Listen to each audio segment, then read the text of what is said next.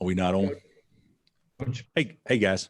So what do you think of the league giving you 2 Thursday games as far as rescheduling? I think it's fine. I think it's fine. I'm not going to complain about us having an opportunity to play this year. So I'm good with it. It's everybody's going to have to do some things this year that's a little bit out of their comfort zone, and certainly, playing Saturday, Tuesday, Thursday, Saturday, or whatever it is, I don't think is the ideal for prep. But you look around America, and some teams are playing games coming off and not practicing for a week. So as long as we stay healthy, I'm just happy we're getting the games in. Hey, Coach, I hope about how your team competed on Monday in the second half and the production of your bench and any other positives that you take from that. Dave, after watching the tape, I do think that we competed hard the second half. I do think that there were a lot of positives from that. Obviously we couldn't guard one guy. The thing that's a little frustrating for me is, Jared had such a great game. He was fabulous. He made one basket on Marcus, and everything else was on somebody else. Marcus gave up, I think, one basket when he was guarding somebody else. We were not doing a good job, in my opinion, of the entire team stepping up and taking the challenge of locking in and controlling the guy. And if we'd have played great defense, he still gets 20. But still, though, we should have done better with that. But I did think we competed harder. I thought early in the game, I thought a couple of guys were too excited and too sped up, which led to bad play and put us in a hole, so to speak. Not that we wouldn't have been behind anyway, but just, instead of being behind 9 to start the game, if we had a little bit more poise, it'd been 4 or 5 or whatnot. So I think we got to find that balance where we're as excited as we were the other day, but also there's a calm about us, which I didn't feel like we had to start that game. And then after we got into the game, especially after halftime, I thought the guys played pretty well. We had chances, more chances than I thought we would probably have, being down 13 and a half to put some real game pressure on them, but we did. And we just didn't make enough plays. But when you get behind like that to a good team and all their guards can handle and dribble and make free throws, you put yourself in a situation you got no margin for error. And we just didn't play well enough in all areas. But I was proud of the guys. I mean, they did try. Bill, you've seen Brady Manek, it feels like a million times since you've been here. What comes to your mind when you think of him, and what do you think of the player he's become? Well, we didn't see him the first time, obviously, Scott, and I hope he's healthy, because he took a pretty hard lick in the Baylor game, if I'm not mistaken. But what I see, the first thing I think of is quick release. I mean, how many guys that are 6'9" have a quick release like that from the perimeter? And that makes him extremely hard to guard because he needs no space to get it off. And that's one of the most impressive things that I see about him. He doesn't have to dip to shoot, and he's always catching ready to score. So we've got to do, we got to guard all 5, but certainly we can't let him make 5 or 6 threes. And if he gets off 6 or 7, he's capable of making that number. So we got to do a real good job on him. Can you learn much from that first OU game then, since he didn't play, or how much stock do you put in that? You know what? I think we could still learn, and hopefully we are learning from it on what worked, how we guarded them, and maybe what didn't work, because even though he'll be in the game, he may not be in the game in the 5 spot, and their 5-man was the way that keyed us on how we guarded. Okay. Now, if he plays the 5, we won't be able to guard like that. But I do think that I do think we can learn some stuff from it. I do. Hey, Coach, in terms of, and I hope I say this right, in terms of just getting some confidence back, getting back on track, not falling further behind in the Big 12 race, how important is Saturday's game? And overall? Well, Saturday's game's important.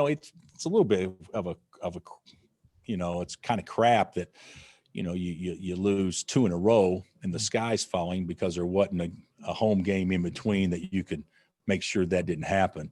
And I'm not saying that guarantees victory, but usually over time we're pretty good at home. So that makes it harder, and it kind of gives you a false sense. So basically three road games in a row in our league, and I don't think anybody would say that's the formula that's great. And we lost at Okie State when we played poorly, but we had a shot. And then you go play a team as good as Baylor, then if you're not really, really good, you're probably going to go home sad there. And we weren't really, really good. We were okay. And then you're playing a team Saturday that can beat anybody in our league, especially at home. So it's a hard league, but this is one of those years that I'm not going to get hung up on what ifs. I'm not going to get hung up on, being thrown a curveball, none of that stuff. I'm just going to roll with it, and hopefully the players can do the same thing. That to me is the best way to get through this year and attack this year. I shouldn't say get through it. That means like you're hoping it gets over. To attack it in a way that we can maximize our chances to play as many games and be as effective as we can be. Where's the balance of playing with juice and energy, but not playing out of control? Well, I mean, every athlete knows that you're supposed to play with juice and energy, and hopefully through years of preparation, that allows you to have control of your emotions, so to speak. But kids still get excited. They still get excited, but I if you're going to err on one side, I would certainly err on being too excited, or than having to get turned up. And I think our last two games, we've had both emotions. We needed to get turned up at OSU, and we didn't, and we need to calm down at Baylor, and we waited a little bit too long to get that done. Hey, Bill, how would you evaluate where Tyon is right now? Well, I mean, he's not playing much, Jesse. So I mean, that kind of says it right there. I mean, I love the kid. He's a great human being, a sweet spirit, all the things. He hasn't, done the things that I would hoped he would do to this stage, and we're certainly not giving up on him by any stretch. But we haven't seen in practice what we'd like to maybe translate to the game at all. But that doesn't mean he hasn't done some things well in practice. It just means that the way that we play may not fit the way that maybe sometimes he's done things well in practice. So, but I got to get him out there. I want to get him out there. He deserves to be out there.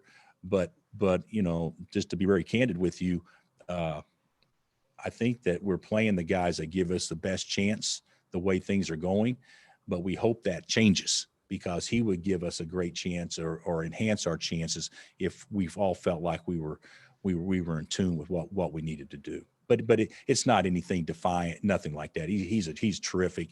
He just hadn't had the opportunities, and it's hard to give guys opportunities when you haven't seen some consistency. Hey, you talked about Dave and his balance a lot this year.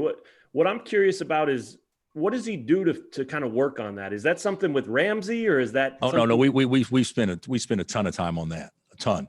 Yeah. As soon as the season was over last year, we identified exactly things that we need to do to try to help with that through our strength and conditioning program. And Ramsey's done a good job with him and those sorts of things. I think some of Dave's things that appear to be balanced are maybe balance, but they're also excitement too. Sure. I don't think it's all physical. I think some of it is, he just gets excited. And I told the team this yesterday, and this would be a positive, negative. It's just factual. You have a guy that wants to do good so bad, and you guys all know Dave. He wants to do good so bad, and he's done really well of late. I mean, really well, our best player of late. And he wants to do well so bad. And we've emphasized, we want to throw it to him. And then when things don't work out and a couple of bad plays happen, you start to doubt. Then you get 2 quick fouls, and all of a sudden now your whole mindset changes the way that you went into the game. And I believe you can get through that. I believe that's a sign of maturity. I believe that's a kind of a toughness thing and be able to block things out. But, that's easier said than done too. So, even though the other day against Baylor, I don't, he was sped up early. He'd be the first to admit that, but he really didn't have a chance after he was sped up in the first 2 minutes because he was already sitting on the bench. So that was unfortunate because of fouls, sitting on the bench because of fouls. You talked about getting Marcus some rest. Same with Ochai, but how do you do that when there's so much value with them on the floor late game? Well, that's part of the value would be, for me, Kenitra, would be they would be better the last 5 minutes, maybe if they played less minutes earlier. But you need them to be in the game earlier because you can't let a 2-point deficit become 7 or whatever or whatnot. And Marcus has we talked about this yesterday. His role's totally different. He goes from being Robin to Batman, and now he's got the ball in his hands all the time, and he's got to, at least start on the other team's best player and be our best defender and be our a leader and do things where everybody has scouted him and he doesn't have maybe as many offensive weapons around him as what we had last year that could take pressure off of him, such as, the thing about it is you get Marcus in the same spots, but big guys didn't come try to block a shot last year. They couldn't, because as soon as they did, they left Doki throw it anywhere and he catches it and he dunks it. So big guys are hesitant to come block it. This year we don't have that same type of a big guy as far as vertical athlete. So now big guys can afford to come over and help all they want to. And it's just stuff like that it's just a little bit different for him. He's not playing poorly. He's just not playing probably great, but he's not playing poorly. He's playing pretty well. I thought he played pretty well against Baylor. I thought his stats were pretty good, but when you get tired, you get a little careless sometimes. And I think we've had some bad turnovers late game.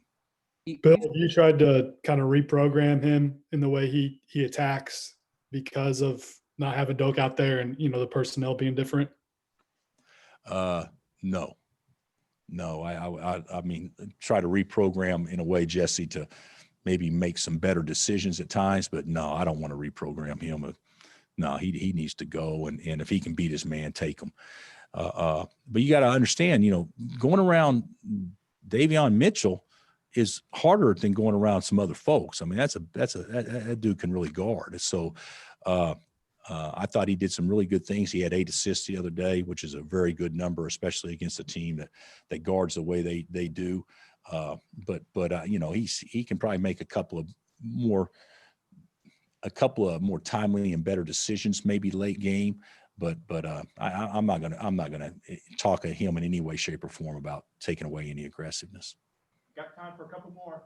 Yeah. I do think he should shoot it more. I mean, I do think he should shoot it more. So that would be a way that we kind of change how he attacks. I do think he needs to look for his perimeter shot more. What can you do to kind of help pull Jalen through the last couple of weeks? Ochai was talking about how it's a little bit like his freshman year when he started so well and then kind of hit that funk, and how he's helping him through that. What can you guys do to help him through it? I think we watched a lot of tape. He's seen. I think the things that's happening with guys sometimes, and I won't speak specifically to Jalen, but I think a lot of times guys get a false sense of kind of what they're doing out there on the court in the time in which they're out there. I think the tape is a great way to kind of educate everyone that it doesn't lie, and you can slow that thing down, and you can basically, what are you thinking here, and what are you thinking, and you go from a situation sometimes where why is he taking me out, to a situation sometimes, well, I should have come out much earlier. You kind of change that mindset, and Jalen's going to be fine. Jalen's a tough kid, but he's also a freshman, and people scout in this league, and they've taken some things away. And when he was really, really probably most effective early in the season, playing 5 guards. So he's a 5-man. He's got a 5-man guarding. Now he doesn't. Now he's got a guard him on switches.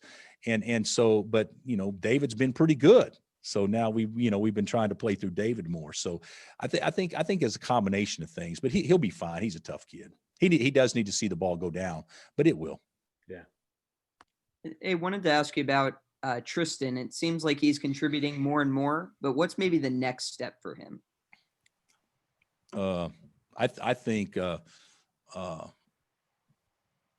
I do think he's contributing more and more, and I think he's done some really good things. I think the consistency of it, of having the motor running at 100% each and every day, he is still a very smooth player. We had a player here, you guys will remember him, obviously, that covered it, Archie Marshall, back in the mid 80s, that would have been an NBA player, 2 ACLs, all the stuff.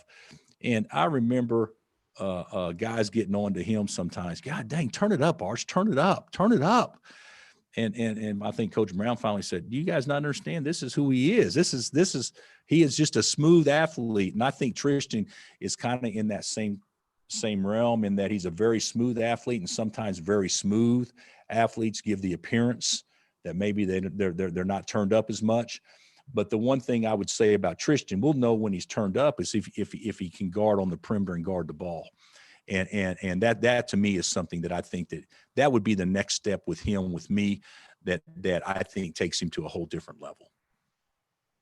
All right, Coach. Thank you. All right, guys.